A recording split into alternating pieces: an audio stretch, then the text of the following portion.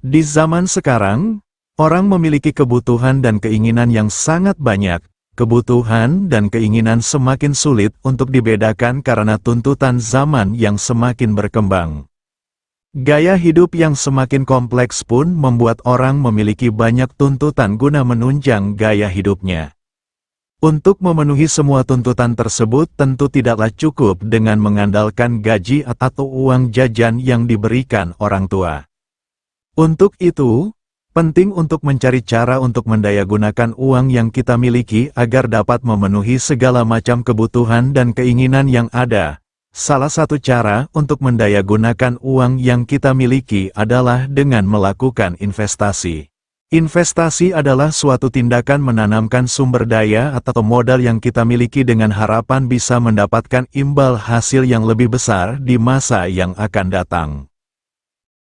Investasi sangatlah penting dilakukan sejak awal agar kita dapat mempersiapkan kebutuhan yang terencana maupun yang tidak terencana di masa yang akan datang, seperti dana pendidikan, dana pada saat sakit, maupun dana pensiun. Selain untuk mempersiapkan dana untuk kebutuhan di masa yang akan datang, melakukan investasi juga untuk melindungi aset yang kita miliki dari ancaman inflasi yang tidak dapat diprediksi.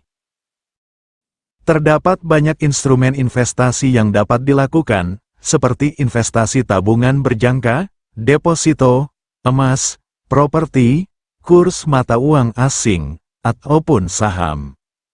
Pilihan terhadap instrumen investasi yang ada haruslah didasarkan pada tujuan melakukan investasi itu sendiri. Pada umumnya, investasi dapat dilakukan untuk jangka panjang, menengah, dan pendek. Investasi jangka panjang dapat berupa investasi deposito, properti, reksadana, dan saham. Investasi jangka menengah dapat berupa investasi emas.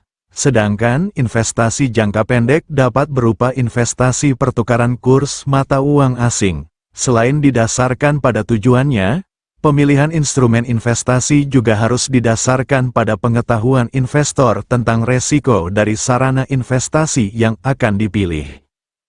Pengetahuan yang baik tentang instrumen investasi yang dipilih akan jauh lebih baik untuk meminimalkan resiko yang ada. Investasi dalam bentuk properti, emas, deposito, kurs mata uang asing memiliki resiko yang lebih kecil dibandingkan dengan investasi saham. Apabila investor tertarik dengan investasi pasar modal saham namun tidak memiliki pengetahuan yang baik tentang pasar modal saham, bisa menggunakan instrumen investasi reksadana di mana modal yang kita tanam akan dikelola oleh seorang manajer investasi atau profesional.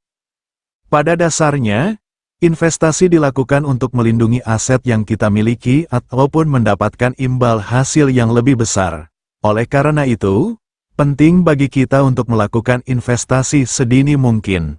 Namun dalam melakukan investasi, investor juga harus mengetahui tujuan melakukan investasi dan resiko yang dimiliki. Untuk itu, jadilah investor yang bijak dalam melakukan investasi agar kelak bisa mendapatkan manfaat dari investasi yang telah dilakukan.